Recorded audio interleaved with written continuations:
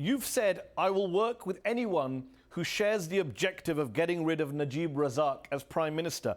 Does that include your former Deputy Prime Minister, one-time heir apparent, Anwar Ibrahim, who's currently behind bars in Malaysia over a sodomy conviction? He hasn't expressed any opinion about supporting me.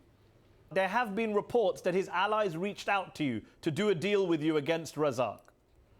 Well, his allies are his allies. Not all of them are with him. Some of them are supporting this move by the citizens.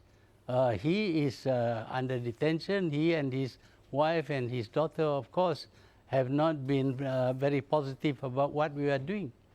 Should he even be behind bars? Would you pardon him if you could? I have no power to order anybody to be released. But would you like to see him released? Well, I have nothing against him now. He was before. This is his detention now. It's not because of me, it's because of Najib. But it began on your watch. Human rights groups say his prosecution, Anwar Ibrahim's prosecution during your period in power, was viewed as, quote, a case of political revenge by Mahathir Mohamad against his most prominent critic. They point out that you claimed he was guilty before the court had even delivered a verdict. It wasn't a fair trial in the eyes of the world.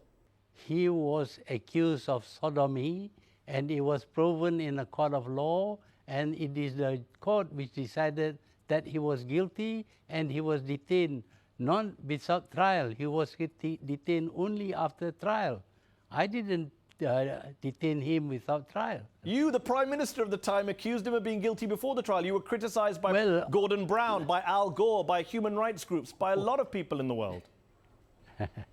Lots of people who did wrong things are accused before they are tried, and when they are tried, maybe they are found not guilty or guilty. But people accuse before trial because they think that there is a case that needs to be prosecuted. That's all.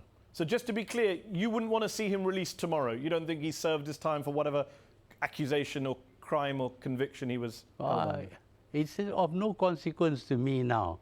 My whole concentration is on getting the citizens of this country to declare that Najib is unfit to become Prime Minister of Malaysia. Who should be the next Prime Minister if you succeed in getting rid of him?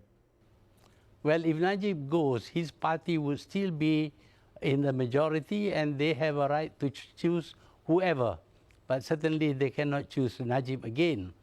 And I think if they choose anybody who behaves like Najib, he will be thrown out too. And would you rejoin the party if they get rid of Najib Razak? You've resigned, as you resigned back in 2008. You've resigned before to try and get rid of a Prime Minister. Would you rejoin the party if you succeed in getting rid of this one as well? Najib has totally destroyed the party. He has made it into a very corrupt party. Nobody supports him anymore outside of his group of people. So if they change, they must go back, revert to becoming the original party which has great ideals and fought for those ideals. Now it is only fighting for Najib. So are you ruling out rejoining the UMNO party? Oh, I'm not ruling out anything. Anything is possible, but there must be certain conditions before I would rejoin a party that has become so involved in lots of scandals and is corrupt. Would you be willing to rule out your sons or any family members ever becoming Prime Minister to avoid any conflict of interest, to avoid any perception of a conflict of interest? I don't rule out anything. I have no right to rule out anything. Anybody who wants to make a bid for whatever, he is entitled to do it before Najib is in power. Now, of course, nobody can try and compete with him. You don't think it's a conflict of interest to get rid of a Prime Minister and then one of your family members takes over? Who said I'm working for anybody? I don't even know who's going to take over. You mean to say I should stop this in the interest of my own needs for the future? No. This is a citizens' uprising in the Malaysian way. We don't take to the streets. We write a declaration. That is all we can do.